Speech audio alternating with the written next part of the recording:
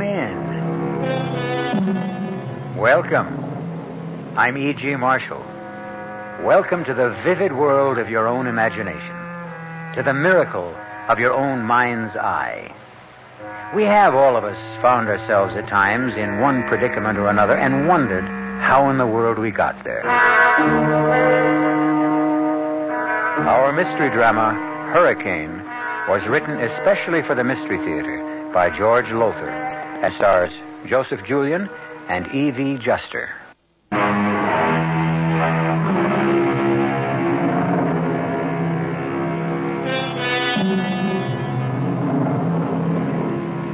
Imagine yourself now in a beach house on the eastern shore of Florida. It's a wild and isolated part of the shore. And right now, the savage wind and rain of a hurricane are bludgeoning the house. In the living room, two men are playing Scrabble by the light of a kerosene lamp. One of them is quite young, in his 20s.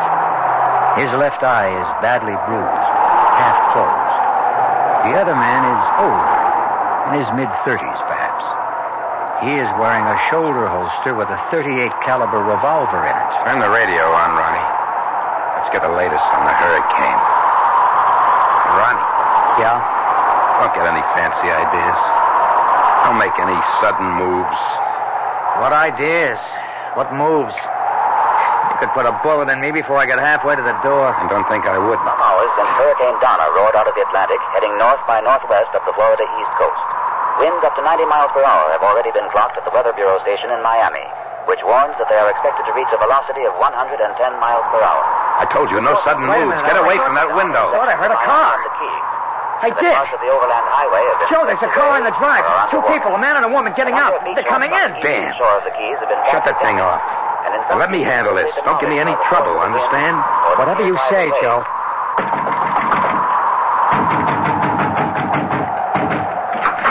Yeah? We're sorry to trouble you, but will you let us in, please? I'm sorry, lady. The overland highway's underwater up ahead. We can't go on. We can't go back. You've got to take us in. There's a beach house about a half a mile. There was. It's been washed away. Oh. Look, you can't turn us away. Not in this. All right, come in. Thank you. Thank you. I'm Martin Halliday. This is my wife, Fran. And you? Joe Carrington. And I'm Ronnie Prentice. You may have heard of my father. All right, they don't want your life history. Pleasure meeting you. Say, that's quite a black eye you've got. Yeah, We went down to the dock to secure our boat. Ronnie slipped. Oh, that's too bad. I can't help noticing, Mr. Carrington. Your gun. What about it? Well, a little unusual, isn't it? I mean, wearing a shoulder holster and a gun in a house makes me feel as if I'd walked into a Humphrey Bogart movie. Maybe you have. Oh? What do you mean, Mr. Prentice? He didn't mean anything. Making a joke is all. Where are you from, you two? Siesta Key. Yes, we have a little beach house there. Shack, really. A kind of get-away-from-it-all place. Get away from all what? We're school teachers, Jacksonville. Fran teaches English, and I'm what you call a student counselor. Oh, you, give advice to kids? Well, they're not exactly kids, not at 17 and 18. High school, yes. But at that age, adolescents have lots of problems, believe me. And you straighten them out. Well, let's say I try. My husband has a degree in clinical psychology. Oh, very interesting. I'll be back in a moment. Where are you going? Well, to heat up the coffee, Joe. They look like they could use something. No, what they need is a drink. Forget the coffee. Well, I don't need a drink. I'd rather have the coffee, thank you. Yeah, me too. Well, I'll get it. No, wait. Excuse me. I'll give him a hand in the kitchen. Martin, there's something funny going on here. Yeah, I noticed the way Carrington, the one with the gun, kept watching the younger one like, well, a cat watching a mouse. I noticed that, too, but what I mean, the younger one, Ronnie, he seemed to be trying to warn me about something. What do you mean, warn you? I don't know. I could be wrong, but there was something, seemed to me, something in his eyes. As if he were trying to warn me with his eyes. And speaking of eyes, I don't think he got that shiner in a fall. Neither do I. I'll come and get it. Hot and steaming. Oh, I can use a cup of that. Thank you. Thank you very much. There we are. There's cream and sugar. You can help yourself. Oh, thank you. How do you take yours, Mr. Prentice? Black. And it's Ronnie. Oh, well, Fran then. Okay. There you are. Mr. Carrington? None for me. You play Scrabble, Fran? I love it. Well, how about a game with me? Of course. You know, come to think of it, maybe I'm biting off more than I can chew, taking on an English teacher. What do you want, a handicap? This is a nice place you've got here, Mr. Carrington. Yeah, I've been admiring some of the paintings on the walls. Who's the artist? Friend of mine. A distinctive technique. Yeah, he's got talent. And problems. You think so? Oh, no offense. No offense. I'm interested. What makes you think he's got problems? Well, there's something curious about the way... Yeah? Well, it's hard to put into words.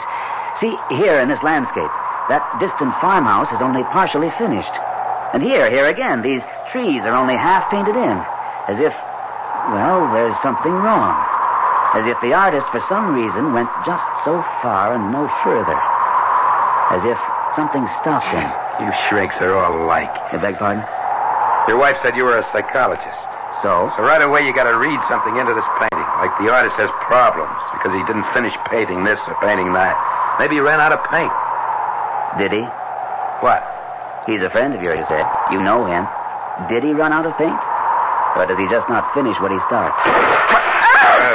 Hey, now take it easy, Joe. Why pull a gun on us? I just accidentally upset the Scrabble game, that's all. Oh, I thought you were going to shoot me. You're pretty edgy, Carrington. Sorry. You're practically a nervous Fran. wreck. But all that happened was Ronnie upset the Scrabble game. I said I was sorry. Here, let me help you pick up the pieces. Then maybe we could all sit down and play. How about it, Mr. Halliday? Sure, help pass the time. Yeah, you count me out. I'm going to lie down for a while. A few minutes ago you wanted to play. Well, I don't now. Nonsense. You like Scrabble. Not when I'm up against an English teacher. She was beating the socks off me. We'll all play. Now sit down, Ronnie. I'm sleepy, Joe. I'm going to catch a nap. It looks like we'll have to play three-handed. Yeah. As soon as I get back. I won't be a minute. Martin, that boy's in trouble. Where'd you get that idea? He didn't upset the Scrabble game accidentally. He did it deliberately. After he spelled out the words, help me. Help me? Yes. I looked at the words then at him, and he looked in Carrington's direction. Martin, that boy's in danger. Maybe we are, too.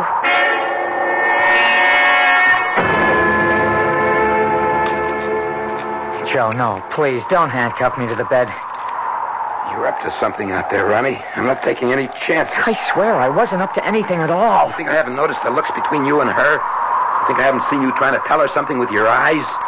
And why did you upset that Scrabble game? It was an accident. Yeah, some accident. Then all of a sudden you're sleepy and you want to take a nap. Do you think you're kidding? Next thing I know, you'd be out that window trying to escape. With a hurricane raging out there, how far do you think I'd get? I don't think I know. You're not getting beyond this bed. Not with these handcuffs on, you're not.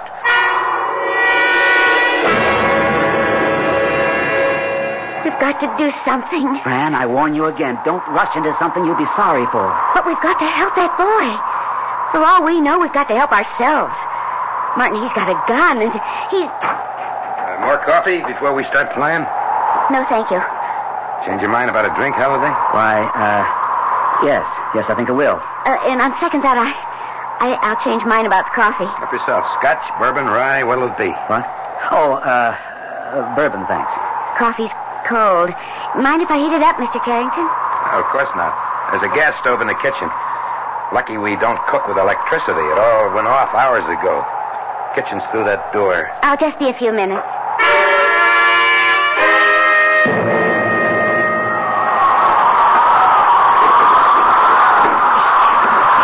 Hey, what the... Keep your voice down, Ron. Fran, you're soaked to the skin, drenched. I pretended I wanted to heat up the coffee, but I really wanted to get to you. I went out the kitchen door and came around to this window. Ronnie, what's the trouble? He's holding me for ransom. Ransom? He wants $100,000. $100,000? My father is Garrett Prentice, the millionaire. Oh, I've heard of him, yes. Joe Carrington, if that's his name, phoned my father yesterday. The money is on the way, but what worries me is I'm sure Carrington's going to kill me once he gets it. But if he gets the ransom money... I don't think it'll make any difference. He knows I can identify him, so he hasn't much choice. He has to kill me. You and your husband, too. Yes. We could identify him. You've got to do something. We've got to do something. But what? That's the question, Ronnie. What? Your wife, she's taking her own sweet time about heating that coffee. Oh, here she is now. Where have you been? Your clothes are soaking wet. How did it happen, Fran? While the coffee was heating, I went to the kitchen door and opened it. What for? Well, to see what it was like out there. The wind caught the door and yanked it open. I went out to try to close it and... You're lying. What have you been up to? I haven't been up to anything. You went out the kitchen door and around back, didn't you? You made your way to the bedroom. No, I swear I didn't. Well, I'll soon find out. I'll go see. Fran, have you gone crazy? You hit him with that candlestick. You knocked him cold. Get his gun and the key to the handcuffs out of his pocket. Handcuffs? Ronnie's handcuffs to the bed in there. Oh, Lord. Here, take the gun while I hunt for the key. Not this pocket. Yeah, here. Keep him covered, Fran. I'll release Ronnie. Mr. Halliday. It's okay, Ronnie. I don't know what this is all about yet, but I'll soon have these cuffs off you. Oh. Carrington's out cold. There. Oh, good. Where's his gun? My wife's got it. Keeping Carrington covered. Come on. He's still out, huh? Yes. All right, I'll take the gun, Fran. Yes. Here, I don't want it. I don't even like the feel of it. Where's my husband? Well, still in the bedroom, I guess. What in the world is he doing in... Martin? Martin, what are you doing in there? Coming. I stopped to have a closer look at this. Well, what is it? It was hanging on the wall. In his bedroom. But what is it? A straitjacket, Fran. A straitjacket? Ronnie, what would a straitjacket be doing in your... Oh, my God. That's right, Fran. You see, I'm insane. Joe used that straitjacket to keep me quiet when I got violent. Really violent. But he won't be using it on me anymore. Not anymore. Thanks to you.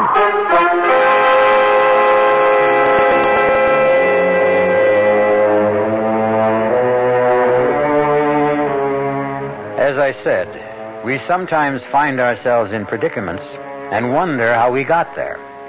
Well, Fran and Martin Halliday needn't wonder how they got into theirs. They know.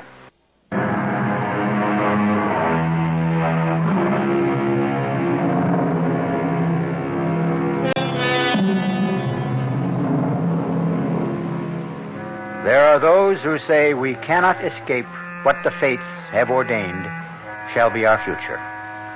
Others contend that we create our own destinies, masters of our fate, captains of our soul, and all that. I don't know.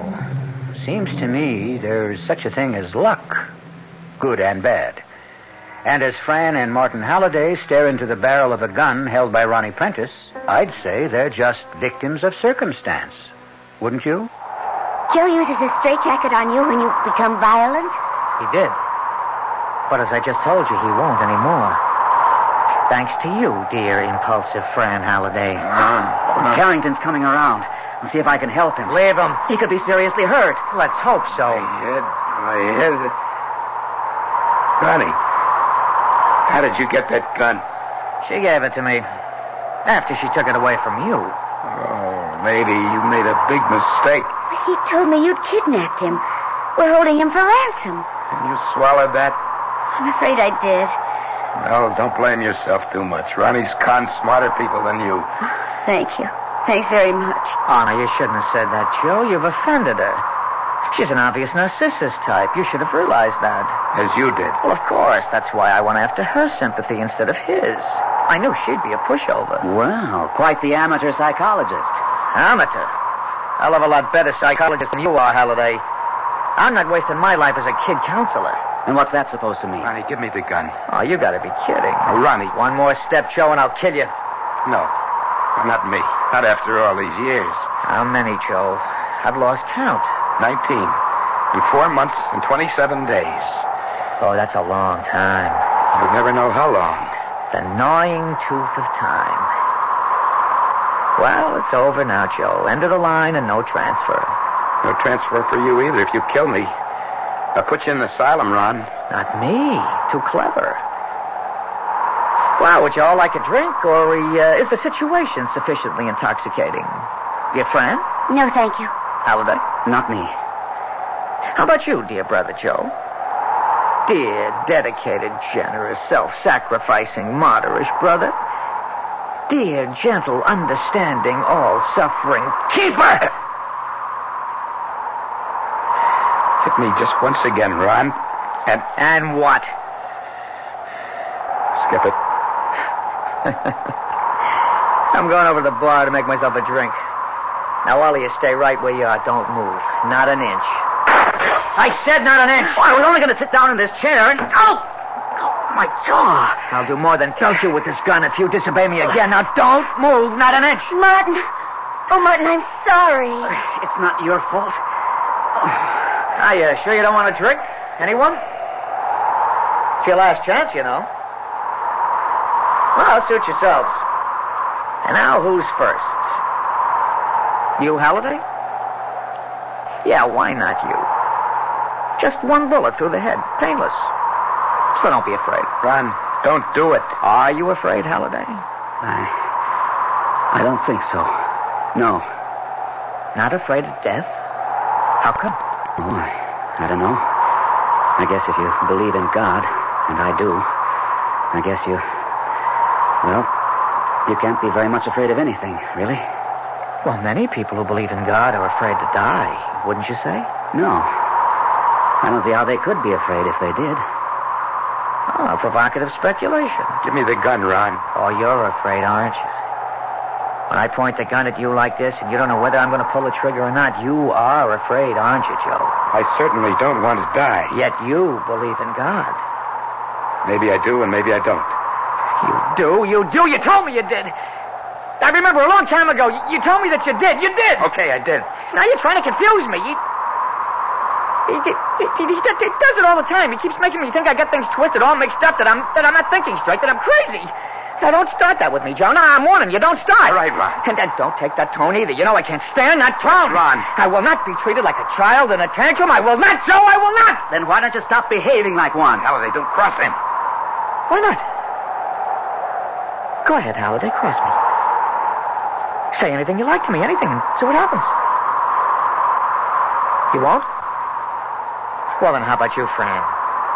You say something. You cross me. Oh, won't you please let us go? Please. We have nothing to do with all of this.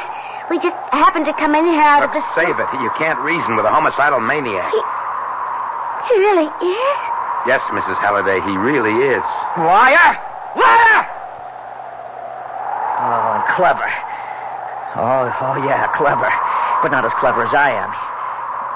You see, he wants my father's money, all for himself. There's enough for both, more than enough. When my father goes to that great hunt club in the sky. Yeah, marvelous huntsman, my father. Red coat, breeches, top hat, the whole bit. Ta-ta-ta-ta-ta-ta-ta, hunting we will go. Don't fall down and go smash. Smash! But not for him. Oh, never smash for him. For me. For me. What do you mean, smash for you? Would you like to know? Would you really be interested? I would, yes. No, we never tell about it, do we, Joe? Never have, never will. What would Father's friends say? Garrett Prentice fathered a maniac? That's what they'd say. Garrett Prentice would shrivel up with shame. Who exactly is Garrett Prentice? Who is... Well, Joe, here's a man who never heard of Father, a wonderment, a rara avis. My dear man, where have you been? Everyone has heard of Father. I'm afraid I'm not in that category. Oh, then let me tell you about him, all about him, and about Joe and me. Ron, no, don't, please. No, it's the last stop, Joe. Final destination. Why not open the luggage? You won't be taking it with you. You see, Joe's mama married my dear papa after his papa died. Now, in, as you might say, the ordinary course of biological eventuality, I appeared on the scene. And alas, poor Joe's mama left it.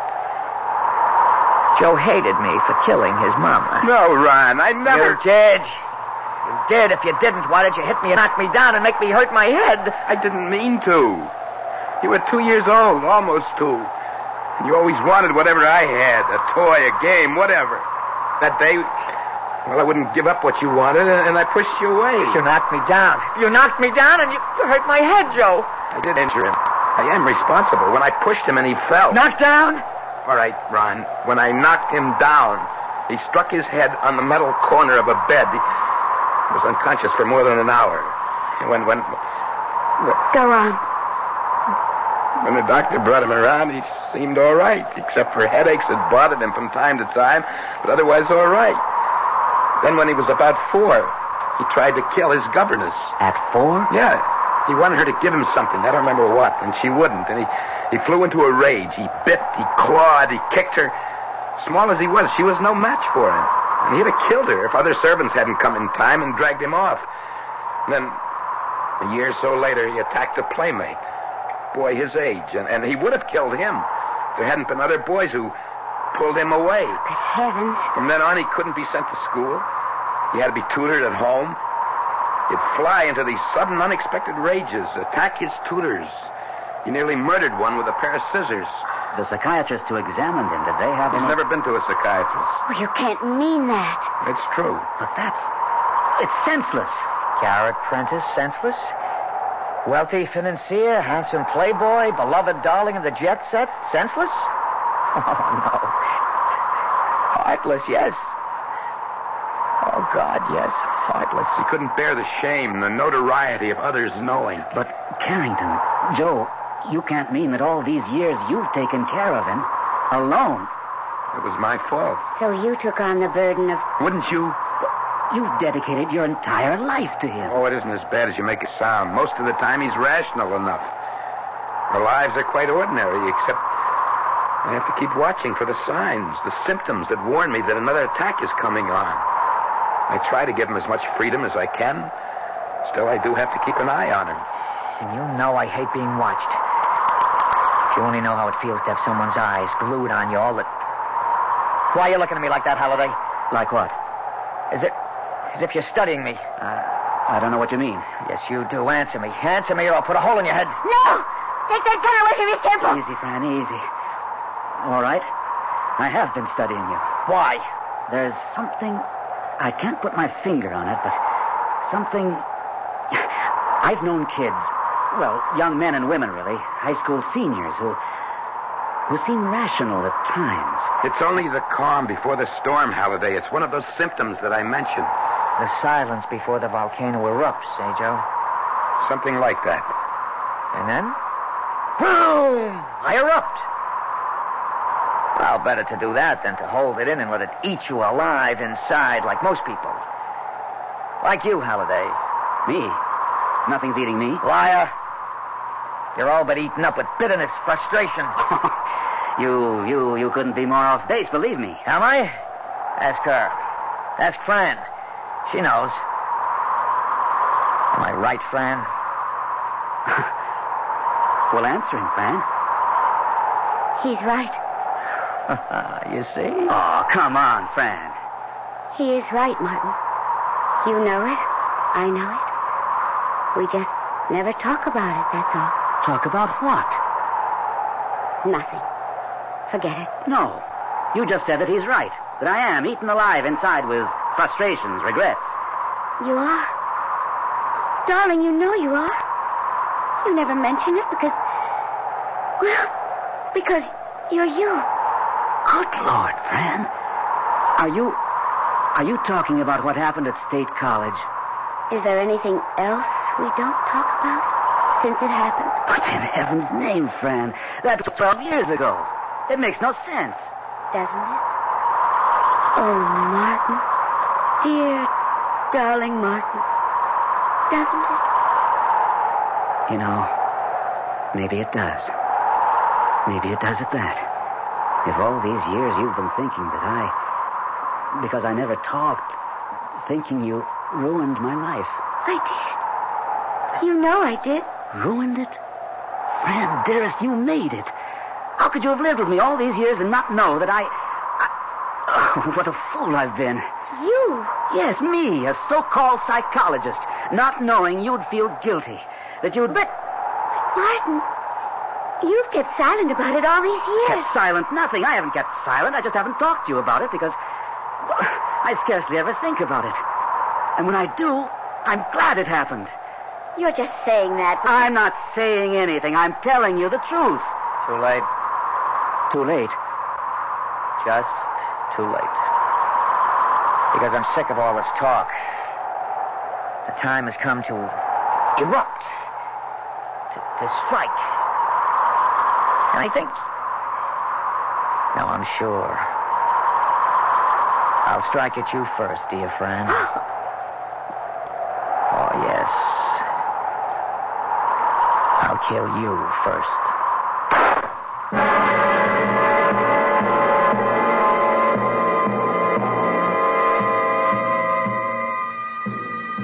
Surely a twist of fate, an ironic twist, when in the very instant Martin Halliday discovers that, all unknowingly, he and his wife have misunderstood each other over the years, the homicidal maniac Ron Prentice kills Fran Halliday.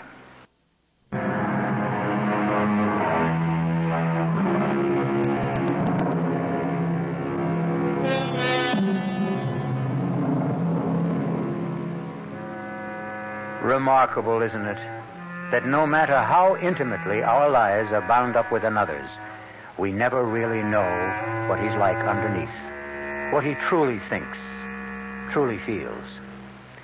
It's almost inconceivable that Fran Halliday would believe that her husband Martin has been eaten up with bitterness and frustration over something she did 12 years ago, when actually the reverse is true. But no matter now, it seems, because Ron Prentice has just fired point blank at Fran.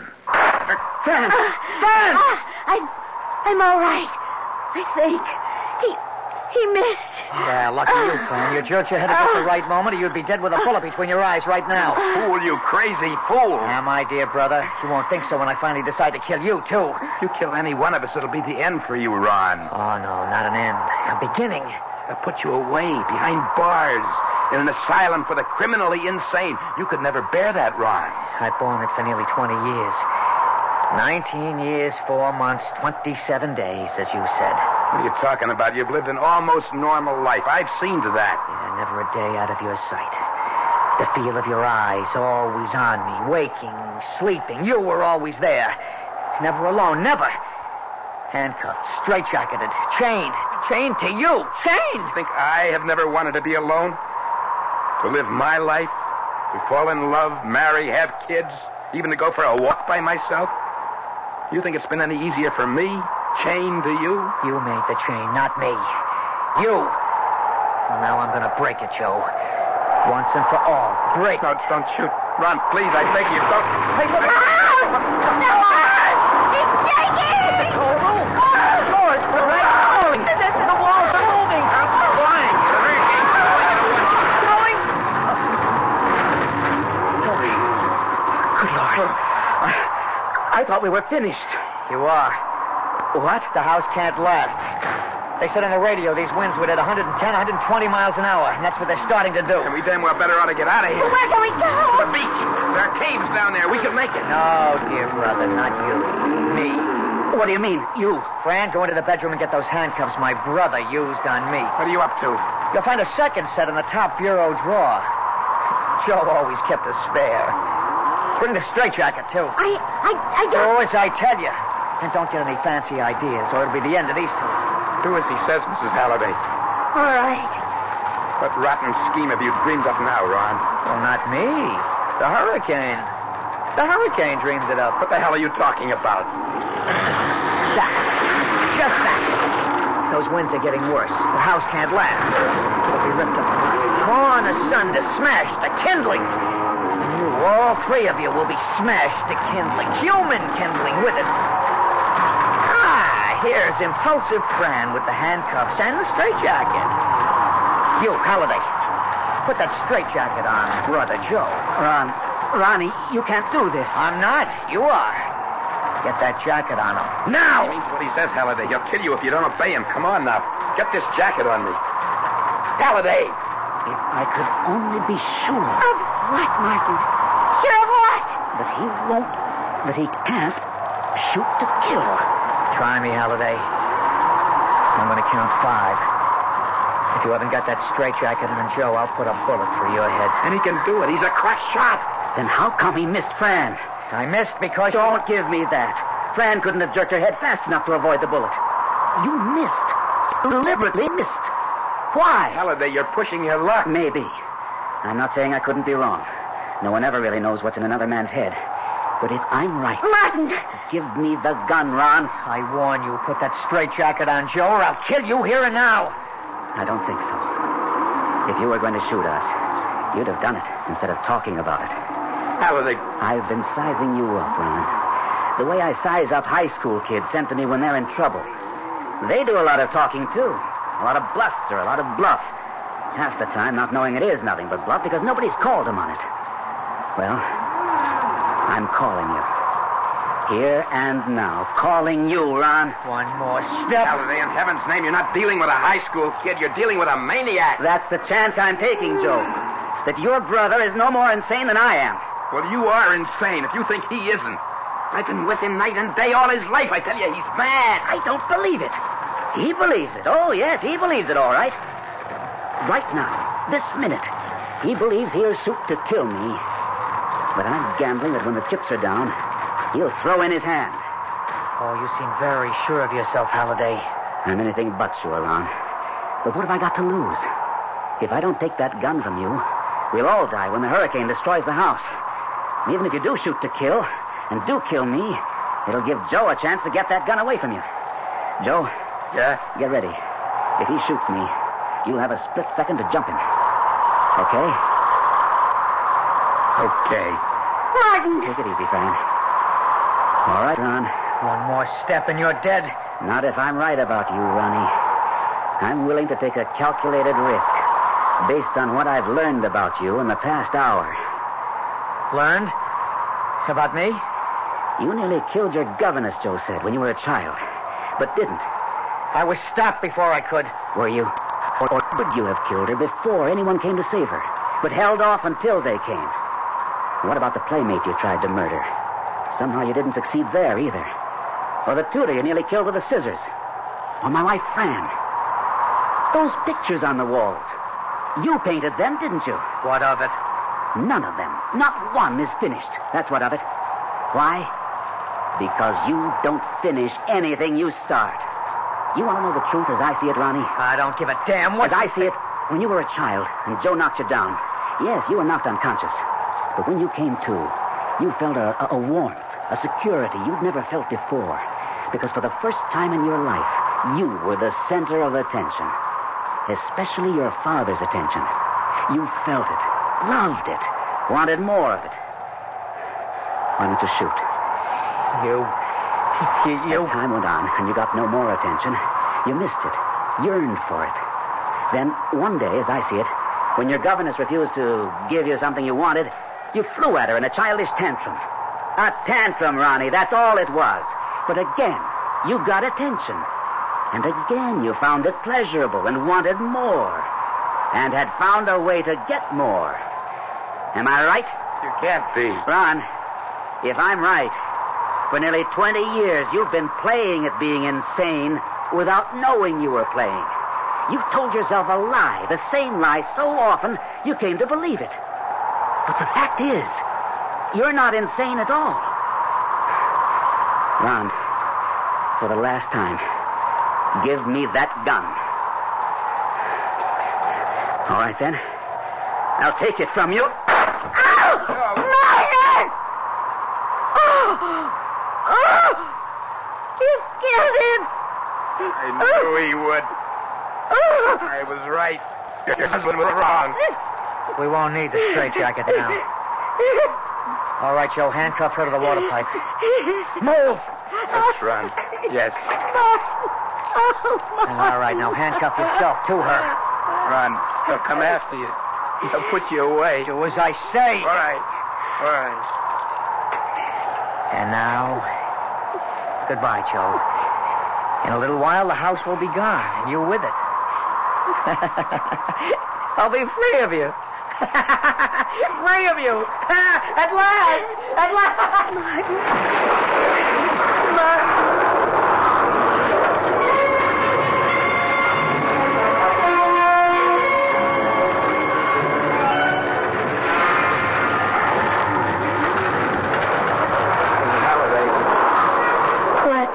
Miss Halliday? What? The hurricane's getting worse. We can't last long. I just want to say, I'm sorry you got caught up in all this. It was my fault. No. If I hadn't released your brother, Martin! That was Martin. He just moved. He isn't dead. Oh, dear Lord, how can he be alive? His head. The blood. We didn't get a chance to look at him close up. That bullet could have only creased his skull. Oh, thank God, thank God. Oh, Martin. Here, look over here. Huh? We're handcuffed together. Here. What? Fran. Oh, Martin. Fran. Joe. What happened? Ron shot you. Oh, yeah, my head. Oh. He went to the caves on the beach. He left us handcuffed to this pipe. Oh, gotta get out of here. There's no way, Halliday. We're handcuffed to this water pipe. He got the keys? Yes. Not if I was right. About Ron? You were wrong. He shot you, didn't he? Yeah, but didn't kill me. He could have. Crack shot, you said. But he didn't. And that means... What, Martin? It means what? He'll be back to save us. Oh, you're nuts. He can't go through with it. He never has before. He won't now. He'll be back. Question is, will he come in time? There isn't much. Oh, this could be it. We can't last much longer. I can move. Get to you. Hold you in my arms. Once more. You are in my arms, darling. In my heart. Where you've always been. It's going. The house is going. Joe! Run! I knew it. I can't do it. I can't let you die. You got me. Get these handcuffs off. Yes. Okay. There. Now you, Fran. Quick, Ron, quick, the roof. Oh, there goes the roof. Okay. Yeah. So long. Hurry.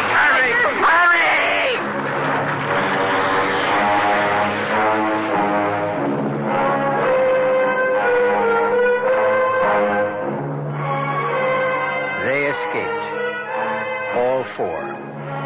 Hanging on to each other, dragging Martin, who couldn't stand, they fought their way to the caves on the beach, even as the house exploded into flying wreckage.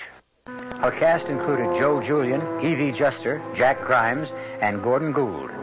The entire production was under the direction of Himan Brown. E.G. Marshall inviting you to return to our Mystery Theater for another adventure in the macabre. Until next time, pleasant dreams.